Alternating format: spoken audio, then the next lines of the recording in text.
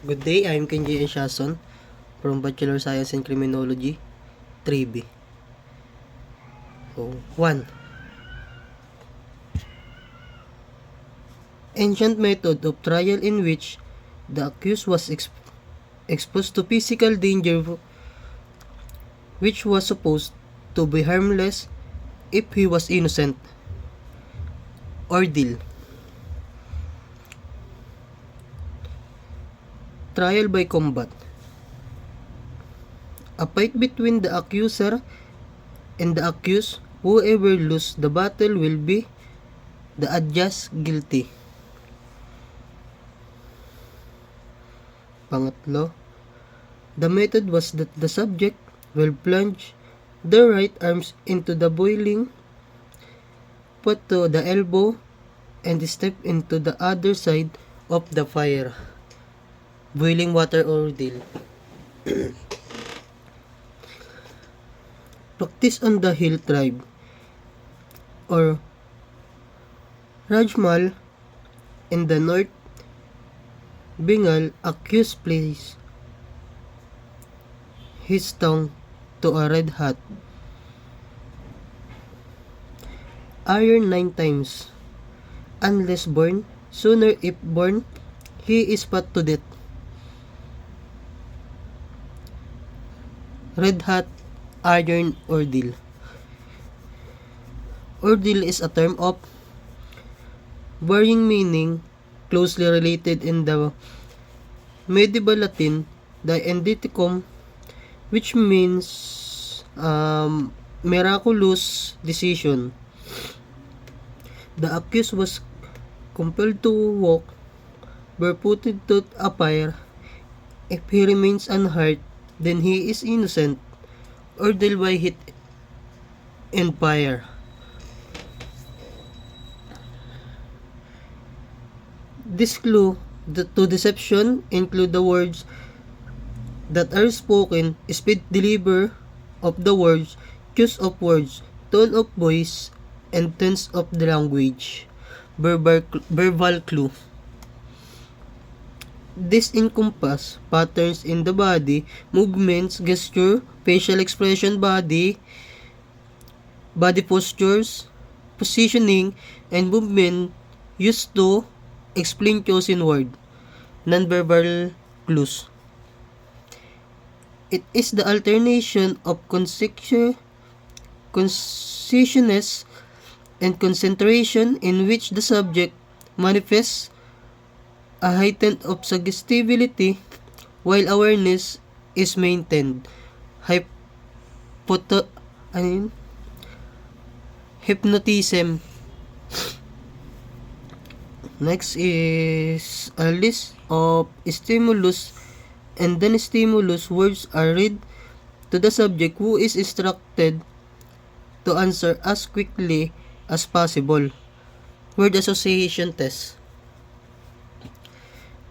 This method of deception detection is practically the same as that of administration of truth serum,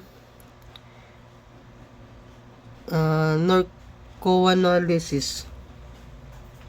In the test, hyoscine hydrobromide is given hypodynamically in repeated doses until a state of delirium is induced. Narcoanalysis.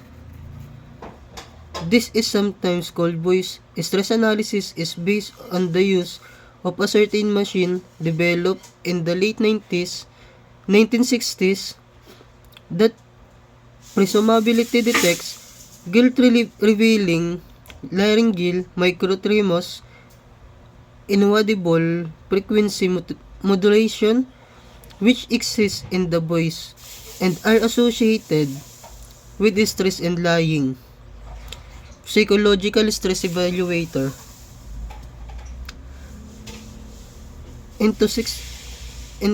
Intoxication of alcohol use the Latin maxim in Beno Veritas as underlying principle. The Latin maxim is literally translated as "in wine there is the truth."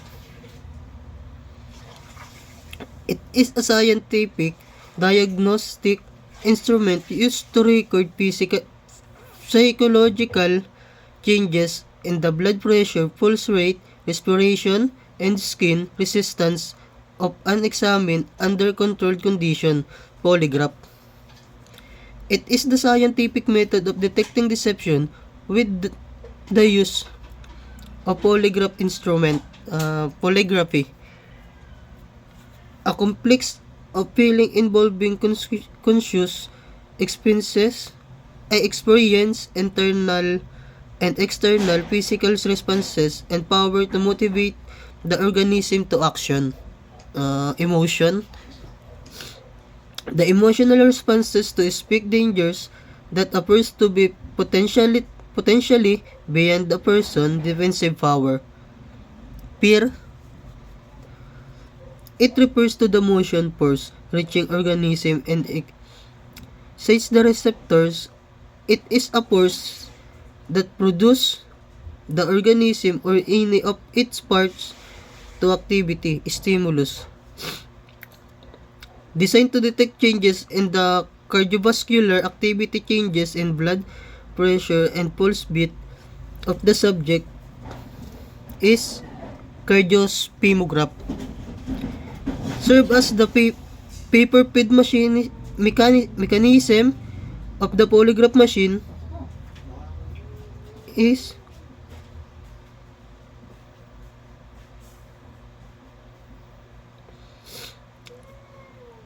designed to detect and record changes in respiration of the subject is pneumograph.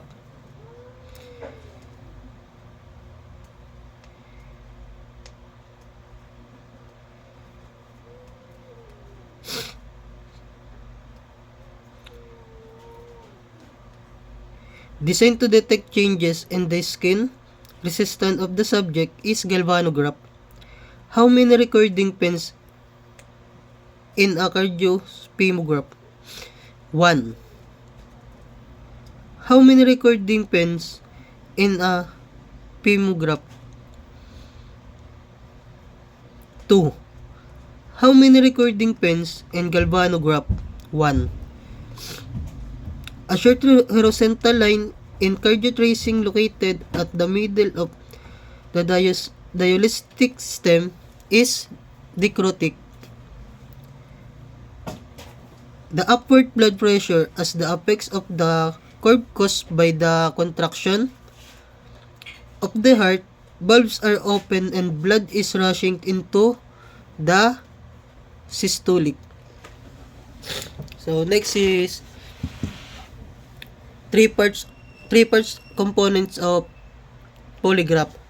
So pneumograph, galvanograph, cardiospimograph. So ang pag-a-attach naman nito is yung kailangan nating unahin ay ang pneumograph. So una, kailangan nating ilagay ang pneumo 2. Yun dapat ang una muna nating ilagay. Dahil siya yung na dito sa baba. Sa may tiyan. So next is pneumo 1. Ang pneumo 1 naman ay pag sa babae nilalagay is dito sa upper dito sa upper chest. Then pag sa lalaki naman is dito sa gitna. So ang kasunod namang nilalagay ay ang galvanograph. So ang galvanograph ay dito yung nilalagay sa daliri. Dapat ang galvanograph is magkahiwalay. Dito yung isa sa hintuturo, yung isa naman dito sa ring finger. So ang cardiospimograph naman ilalagay dito. Yun yung kasunod na ilalagay. So dapat ang cardiospimograph at saka galvanograph ay magkahiwalay. Dito yung pag na dito na yung galvanograph mo, dito mo naman ilalagay yung cardiospimograph. So sa pagdi-detach naman ng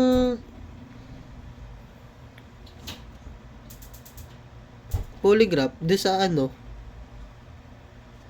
kung pagdidetach naman nun, kailangan ang una nating aalisin is yung cardiosphemograph.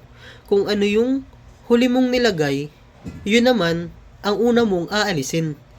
So, aalisin natin yung cardiosphemograph, galvanograph, pneumo 2, pneumo 1. Yun lang po.